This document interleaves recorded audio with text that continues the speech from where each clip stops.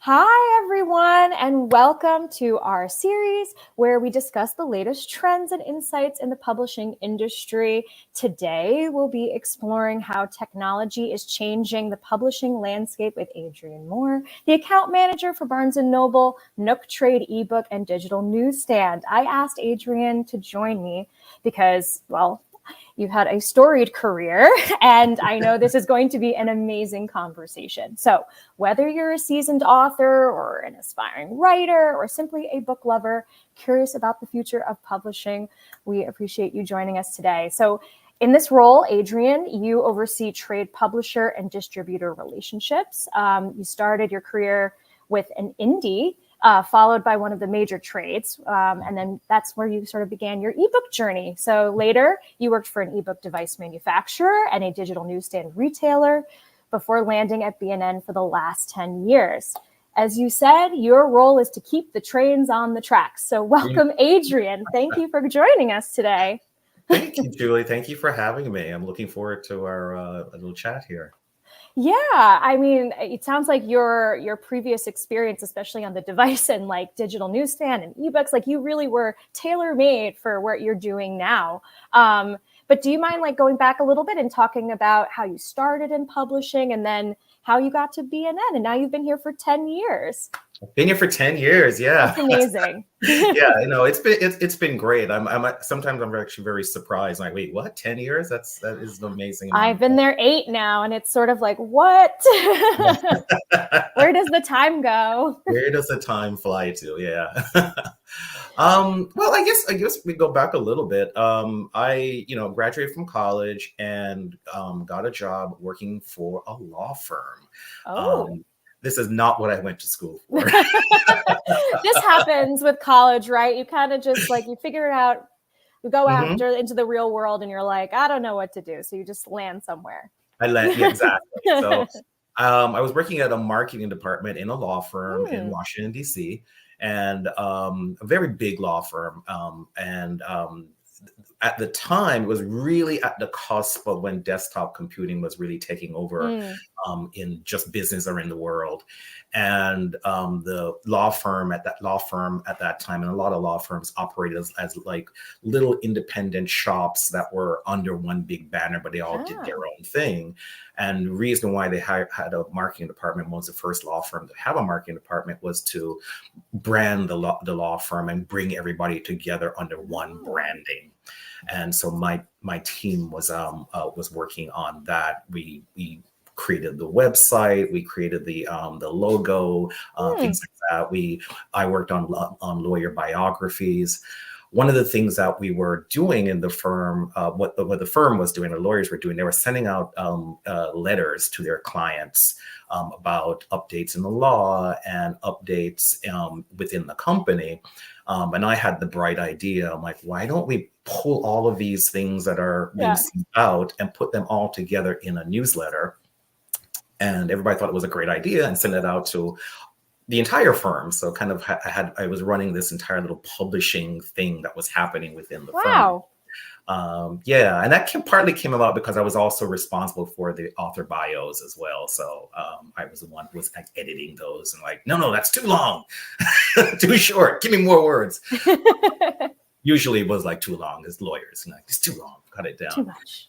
And so I did that for a few years, and it was a law firm, and a marketing department of a law firm. So there was really not much upward advancement there. And I was thinking about, what am I going to do next? Right.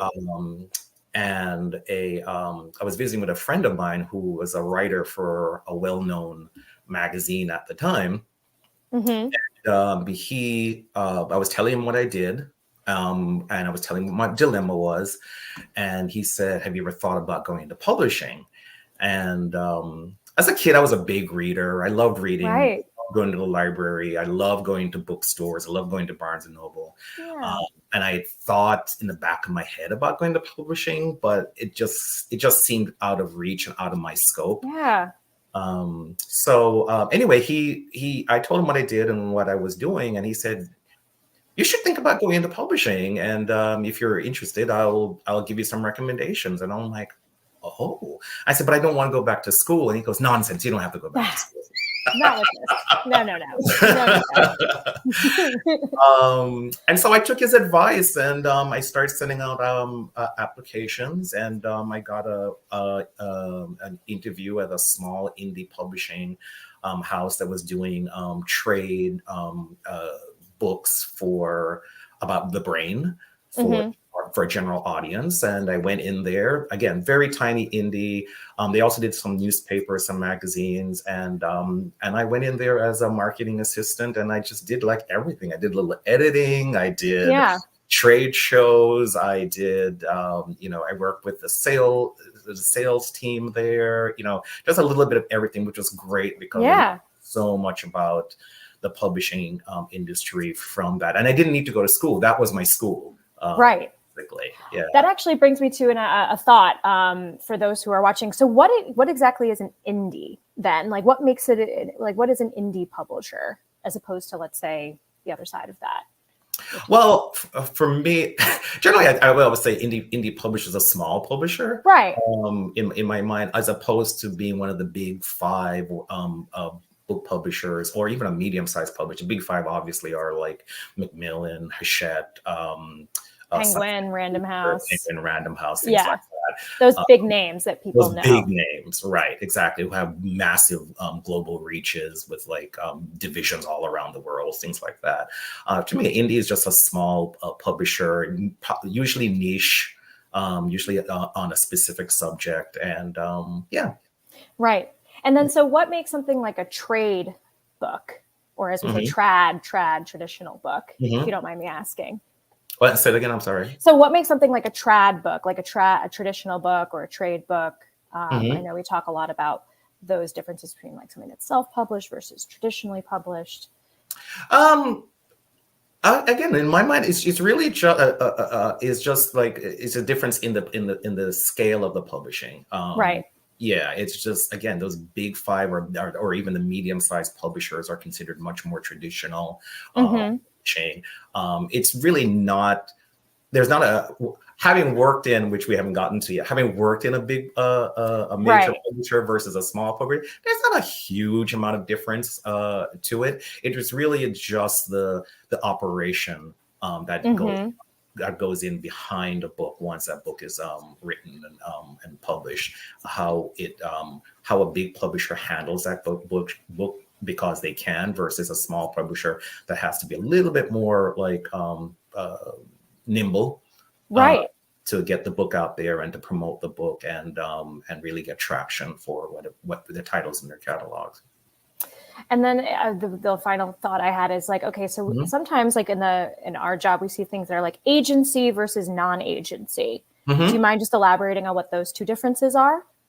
It's really, in the ebook sphere is agency versus reseller. Those are really the two things. So that's agency. The non-agency is reseller. Traditionally, with print books and retailers work on a reseller model. That is, retailers purchase books from the publishers at a negotiated rate. And then the retailers can resell those books at whatever price that they choose. Usually there's a suggested retail price, and most retailers try to stay close to that for profitability and so forth.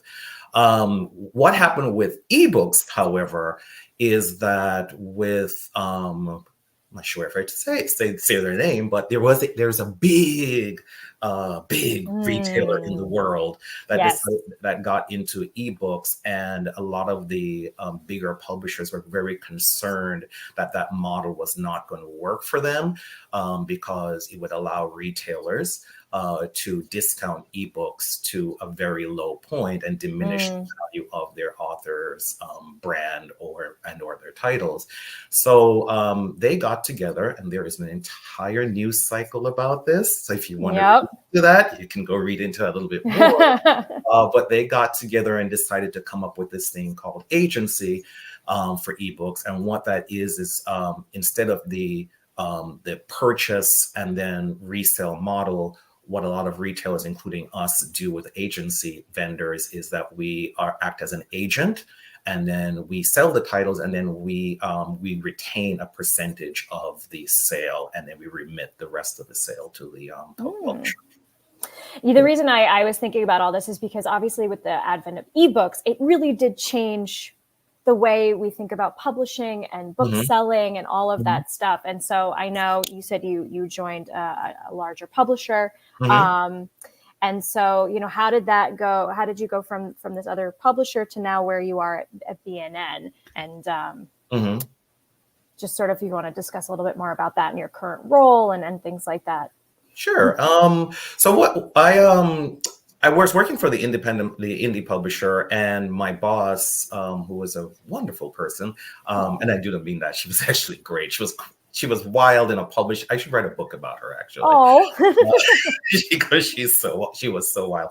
But she was a wonderful person to work for, and she came to me one day and she said, "You know, you should go on to bigger things." Because you're really good at what you do, and I really think you should go on to bigger things, and I'll support you if you do that. So I said, okay. And I had thought about that. You know, I thought about, it would be great to work for one of the big publishers. So I sent on a couple of resumes and got an interview. And next thing you know, I was working in the sales department of one of the big 5 publishers. And that was a really great experience. And what happened, how I started getting into more of a digital space, though, was a lot of the sales reps at the time kept asking for books that were out of print, because what happens at the time with big publishers, they would have a print run. If it was not a successful book, they'll do one, maybe 2 print runs. If it was a super successful book, then they'll obviously do many continuous print. So what happened was a lot of the sales reps were asking for books that had already moved out of their print run, and how did they get some of those books? And again, this is before ebooks, before everything was available. So my boss asked me to look into it, and we came up with the POD, print on demand, which was a nascent technology and was just coming into being. And so I set up that program at the publisher, and made those books available. And I was the guy who got to pick the books that we did. I started working with electronic files at the time, getting books digitized, so we could actually get the files to the printer, the print-on-demand printer. And from there, I also ended up becoming the large print editor as well. From that, because you wore many hats. I was wearing many hats. Yeah. For some reason they went, "Oh, you're doing print on demand. You should do large print. You should be the large print editor too." I'm like, "Oh, okay." Okay. Sure. How do I do that? You know what it was? Is because I was doing print on demand, and because I was doing print on demand, and the publisher I worked for had different heads of different publishing divisions. I was working with all of these different people already, and to do large print editor, you had to work with all the different editors throughout the company, and they thought, "Oh, you're already doing that. Do this too," which was great. So I was like, "Oh, I'm an editor now too." But later on, how I got into ebooks was because, again, I was doing all of that. The CEO at the time came to me and said, "Hey, you're doing this. This is a new thing that's starting. Would you be, and since you're working with digital files, and I think this has something to do with digital files, would you be interested in taking this on too?"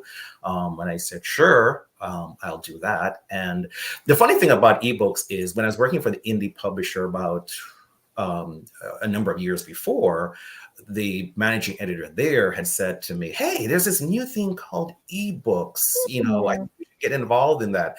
And I had actually I had read an ebook on what was then called, maybe some of the younger people might not know this, a Palm Pilot.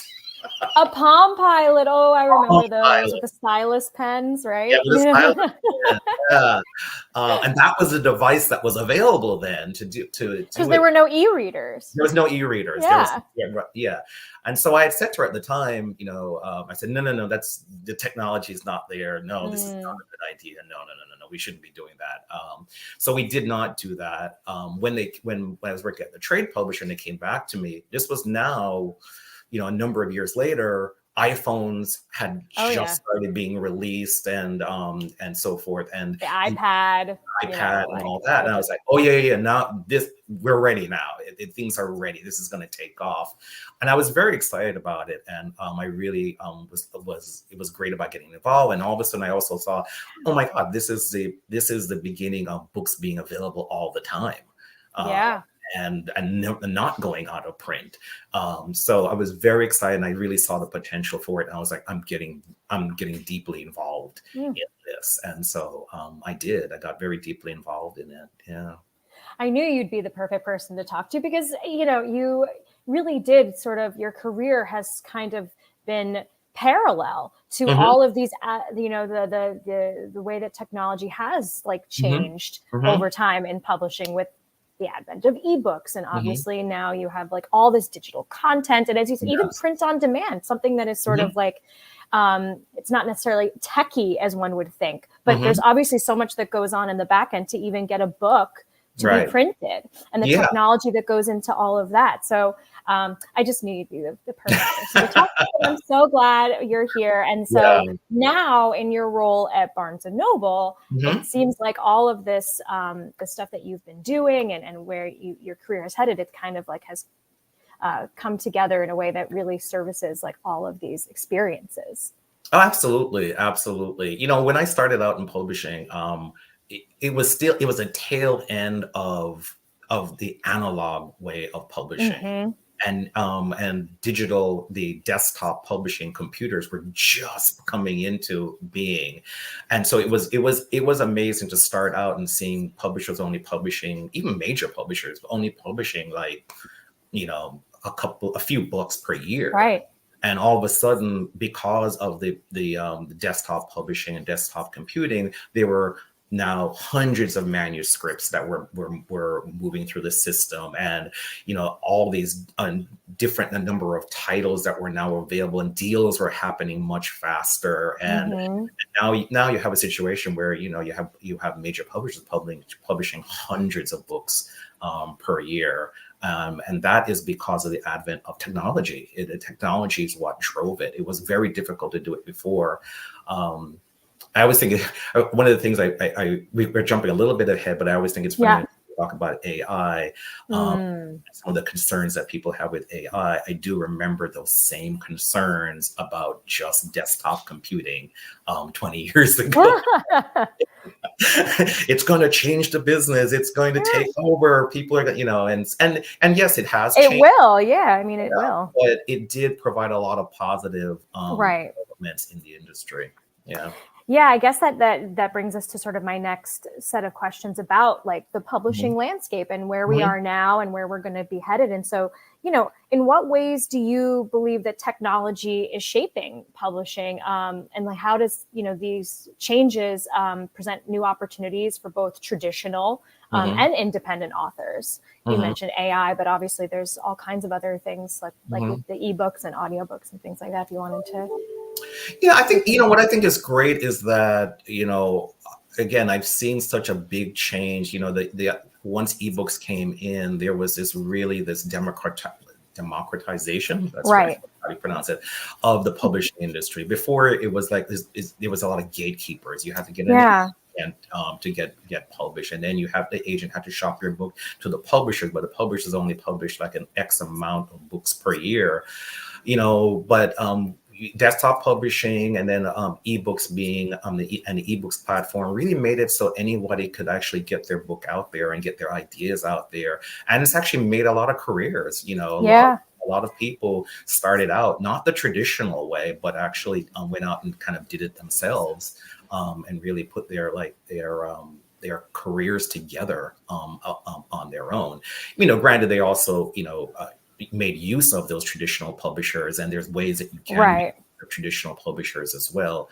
I still think that I still see more going in the future. I think certainly AI is coming up, and I believe that I see it. Let me go back and say, one of the things that was said back in the day when ebooks was its second coming, if you was it's going to take over the world and print books are going to go away. And change. And I never thought that. I never thought for a minute.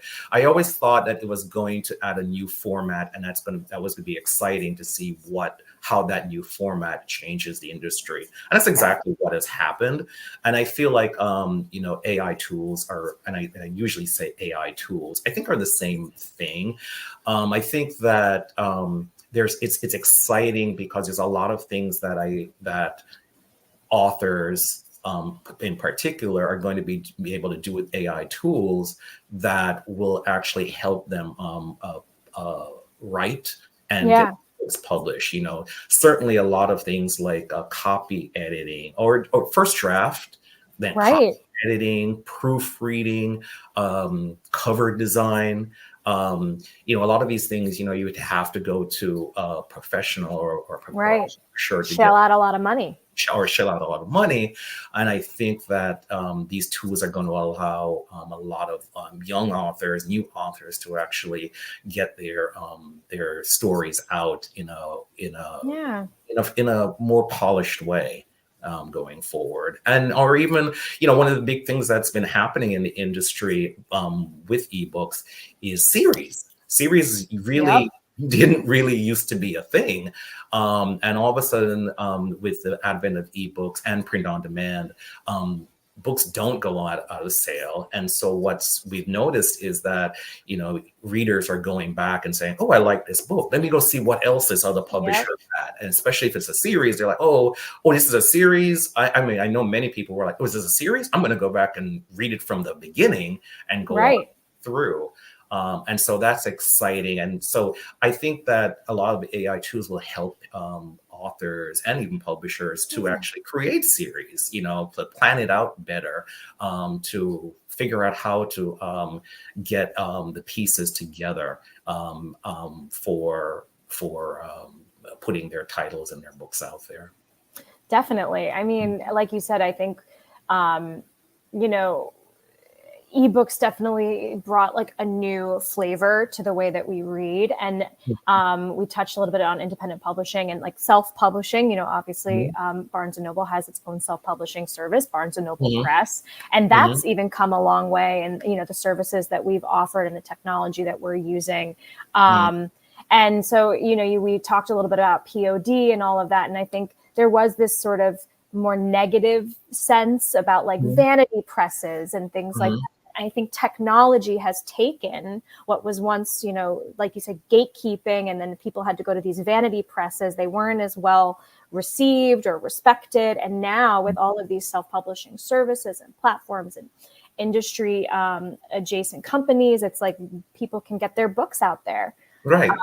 In ways that they've never been able to before, whether that is with print or with or now even with audio. So it's really exciting to see how, all of that has, as we said, democratized publishing more. Democratized publishing. That changed the paradigm. There's people out there like Andy Weir, who started out self-publishing his titles, and he still self-publishes his ebooks, I believe, but he actually has a major trade publisher publishes his print titles. So exactly. And even like big authors like Brandon Sanderson, who's huge. He's a huge author, but he does a lot of his own, self-published books, because, there with being a writer, an artist, you don't want to like contain yourself to only what sells according to the, the top brass. And so with all of this, you get a chance to do, if you are traditionally published, you can still publish your own stuff, whether, if someone else doesn't pick it up. So it's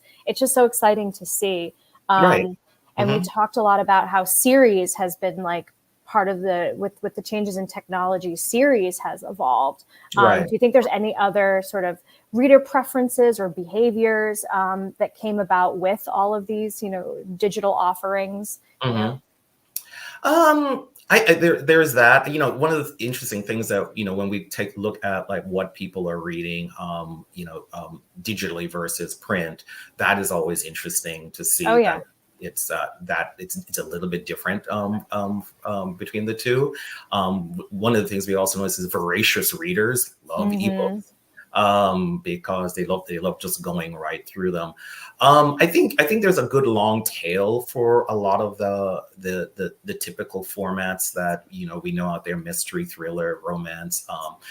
One of the things I notice is a lot of readers love, and they do break out unique stories. That are different from what they were thinking about. I think those break out really, really well, and I think that people should, or authors should, really kind of consider not necessarily jumping on the bandwagon of what is hot right now. Right. Come up with like some unique perspectives. That's a great point, that like, especially on the digital side with ebooks and the flexibility that authors have to put their ebooks out there, you can experiment now with genres and tropes and different things. And it's actually like, it's the indie side, the self-publishing side, that's kind of driving these new popular genres, I think, more so than some of these traditional publishers who can catch up after the fact. So because there's all of that, agility, because of tech and being able to upload, your new book, as soon as you finished it, right? And so it's like you can write all kinds of new things, and it's really exciting to see like all these mashups of genres, and there's like no rules anymore. Absolutely. Which is really exciting. Yeah, there's no one telling you, like an agent telling you or a publisher telling you, no, we don't like that idea, you can't do that, or because there's so many stories you've heard about just in the book publishing or in movies and television where somebody said, no, you can't do that. That's not what sells, and that ended up being what sells. So there you go. It behooves you to go out there and try different things, and try different genres, and try different mix-ups. Take risks. Authors take those risks. Speaking of risks, so what do you see as like the biggest challenges then facing publishing as technology advances? I know, again, we touched about AI and the benefits of it, and I think we're going to be just probably mentioning AI throughout the course of this discussion, just because it's such a prominent topic. But it's such a big topic right now. So what else do you see as like sort of a challenge here with that bridge of technology and publishing? Well, I think the challenge is that it's the proliferation of content. And some of it is garbage, and because you have like something that can automate things, you can also automate garbage. But I think from an author perspective, I would say that it's great that there's so much content, good content available, but it is a lot of content, and so you have to figure out how to differentiate yourself. I have authors and publishers reach out to me often, and they're asking me questions about why isn't my book selling, or why can't people find my book, and it's amazing to me sometimes when I look at the book that the title is just the most generic title that exists, and we have like maybe a dozen similar titles. So I would definitely say the challenge is in a world of proliferation is to really differentiate your titles, really differentiate your author names. That's something people don't think about. As well. Is that if your name is John Smith, I highly recommend you do something a little different by that. Use your middle name, use a initial or something. You might go as drastic as use a pen name. But certainly, we're in a technology society right now. Go online, go on our website, go on our competitor's website, and look at what comes up if you put in your name or your title. And if there's a lot of stuff already there, think of something else. And series. Your series name is also very important. Yes, come up as well.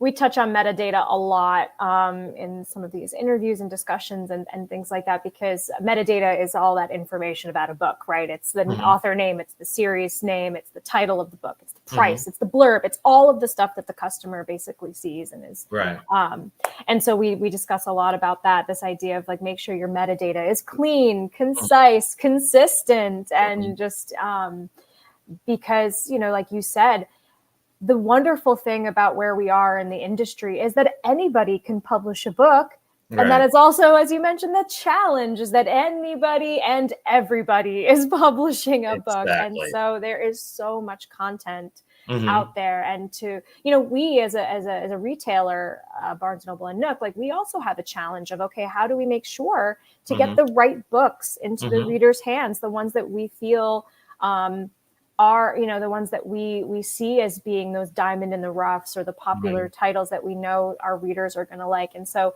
we do also have to sift through a lot as well. And so you can imagine the challenge that customers or readers have trying to find the right book. So any little tweak that an author can do to kind of differentiate themselves. Yeah, absolutely. And the cover design as well. One of the things I absolutely love about publishing is cover design. And when I worked at the trade publisher that I worked at, one of the departments I spent a lot of time was with the cover designers, because they would usually bring several different variation covers to, and that was always fascinating.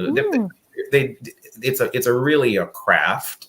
And I say it again, it's like I think there is a value in that AI, because AI can do a lot of this. And so I think it's with AI now, it's incumbent on an author to really kind of work and not necessarily pick the first thing, but really kind of work to come up with a cover that's interesting and unique and really tells you what the book is about. I was looking this past week in the New York Times at an article about Reese Witherspoon's book club. And one of the things they had a link to was all of the titles that she had picked for her book club. And I was scrolling through the list and I wasn't really paying attention to the titles or the authors. I was just really looking at the book covers, and each of the covers was just so beautiful and just told me the entire story without actually even reading, a blurb of what the book was about. Yeah. Drew me in. Yeah. It's terrible to say, but people judge books by their covers. It's true. It's true. And this dovetails kind of nicely into this next question I have, which is really about marketing and discovery tools, as we've been mentioning metadata and title and series and all that stuff. But are there ways that things like data, analytics, AI, as we've mentioned, or any other tools could be used to enhance, content discovery, marketing, social media, and reader engagement? Well, I think a lot of people have talked about social, and really kind of building your brand on social. I think that is incredibly important to reach out there and get your name out there, and use all of your contacts. I know Barnes & Noble has a dedicated URL. Once your title is available, and you can actually post that URL, anywhere and everywhere. Right. Because that is really the way you're going to drive people to purchase your title. And also there's a lot of opportunities out there for as an independent author to do some of the things that a traditional publisher would do. We're in a media climate where there is so much, so many platforms, and some of those platforms need to fill that content, and so they are looking for interesting new ways to do that. And so it behooves somebody who is like an author or a small publisher to get out there and ask, hey, can we be on your webpage? Can we you mind doing a news story about it? We're going to go down here.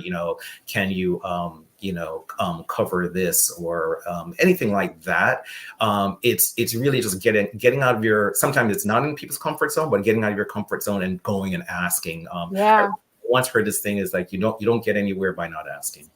Yeah, and luckily we're at a point where technology and things like social media and all these places, it allows for that outreach, right? And new ways. And so, take the plunge, authors, send that email or that direct message. Yeah. And the worst that happens is there's no response, but the best scenario is you get a response and someone actually, is there to hear you. And also, authors now have this ability to talk directly to their readers. Absolutely. And that's changed, a lot with all of this new tech, and whether that's through social media or through your newsletter or through Facebook groups and things like that. So it's really cool to see this way of authors becoming more than just kind of people hidden behind their computers.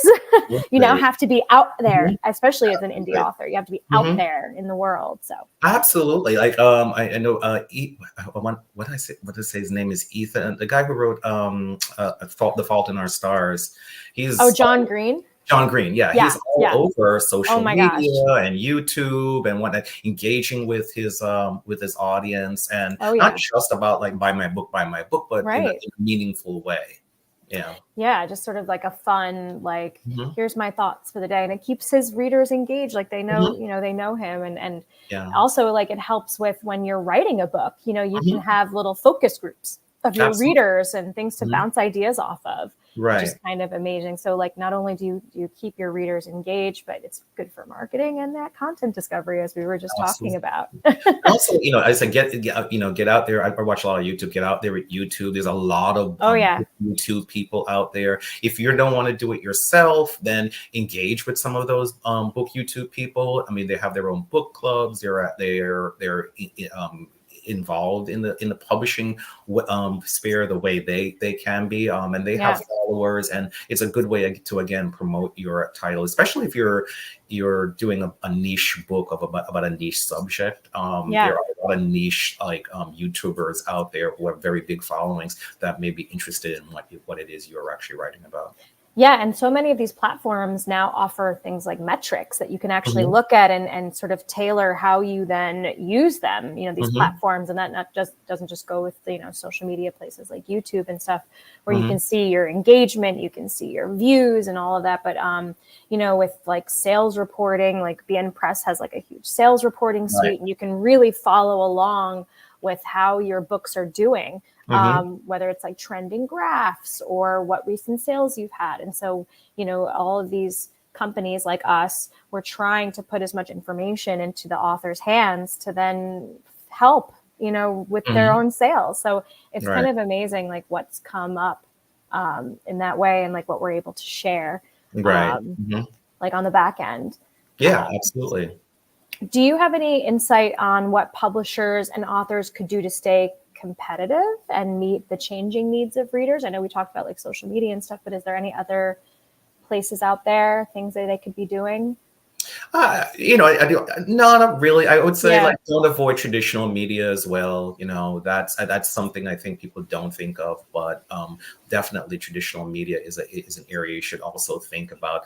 Because one of the things I was talking about with a friend of mine is that also not burning yourself out. Great point. Yeah, because sometimes you can't. There's a reason why traditional publishers still exist, because they have entire staffs that are actually doing some of the things that an independent person has to do all by themselves. But really, I would say really just don't burn yourself out, and certainly if you get to a certain scale, use all the platforms that are out there, use B&N Press. But if you get to a certain scale, also think about like, what do I want to focus on? How do I want to keep going? Where do I want to focus my energy and my time? Yeah, I mean, one of the big things now is audiobooks, right? And so this idea of like having multiple different formats and things, and audiobooks is a huge part of the business now. I mean, it's just growing and growing. And speaking of democratization, but now we have AI narration, which is totally changing how people are able to produce audiobooks. Yes, absolutely. The trade publisher I worked for actually used to do audiobooks, and that was great because we used to have the authors come into an audio booth, and it was laborious. It didn't matter who you were. If you were Ted Turner or somebody else, you'd come in there and sit there for an entire week, days, 8 hours a day for a week's recording a book. But now you have AI narration where, and which sounds great. It's getting real good. Yeah. Scary good. And scary good, that can actually do that for you. So it's another format where you can actually get your book out there. Yeah. It's amazing. You know, I was at a conference a little over a year ago, and just hearing some of this AI narration, I know it's changed so much every few months. Like there's just, the technology is just improving like in leaps and bounds. So it's just fascinating to see like where things are going to go in the future. So looking ahead, how can publishers, authors, booksellers adapt and innovate to thrive in this increasingly digital and interconnected world? Yeah. You know, I think you just have to pay attention to what the innovations are that are happening, and be curious enough to like think about, oh, how can I get involved in that, and how can I use those tools to my benefit, or let me just try it out and see what it's like. You know, I think that's the key, and it's certainly even been the key to my career. It's like every time some new technologies come along, I've always been like, oh, okay, let me take a look at that. That seems interesting. Let's see how that works out. Yeah, be a little fearless, be a little, inquisitive about what's to come. I feel like resistance is futile when it comes to technology. Well, I really appreciate you being here and talking through all this. That was all my questions for you. But is there any other sort of tips or insights you want to leave people with before we wrap up? James Fry once said to me, I was at a book event. Oh, I like this. Okay. I know. This was post Oprah too. Name drop.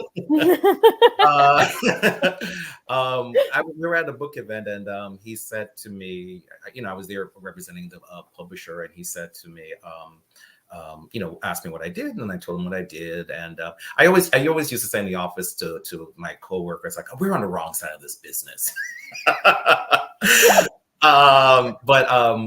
He said to me, asked me if I wrote, and I said, no, I don't write. And no, I said, this is what I do. He goes, oh, you should write. I'm like, why would you say that? You just met me. Yeah. And he goes, I'm sure you have stories to tell. And I said, well, I never really felt like I did. And he says, nonsense, you do. So go write. So I said that to everybody now. He's like, you know, everybody has a story to tell. Yeah. Go and write a book. Go write it out, and don't be afraid. Don't be afraid of technology. Don't think it's passed you by. You can do it. And I said, at any other point in history, it is the easiest time to do that.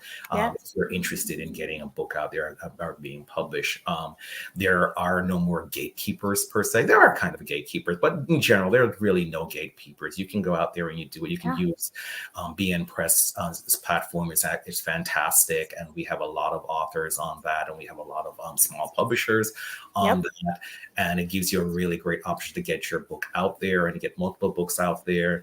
The other thing I'll say is, if you do undertake to actually put out a book, think about doing a series. The first book is not necessarily going to take off. The second book might not take off, but the third book might actually blow up. When you hook them. Right. And if that happens, then everybody wants to go back and read the first and the second book. So, get out there and do it. I think it's a really great time to actually, if I'm going to mix all of my metaphors all over the place, it's a good time to put your foot into the water, step your toe. Yeah. Which, Adrian, so we expect a book from you about your wild stories from your previous employer, maybe dropping 2025. Sure. It's coming. I'll include the 3 times that I've met Will Smith. Yeah. That went. Again. Yeah. You do have stories. See, he knew. James knew. He could just see it in you. Well, I've said this a million times, but thank you so much for coming today. And absolutely. I really appreciate, of course. And yeah, that's all I have. And thanks everybody for joining, and we'll just wave goodbye, and until next time. Bye. Bye-bye.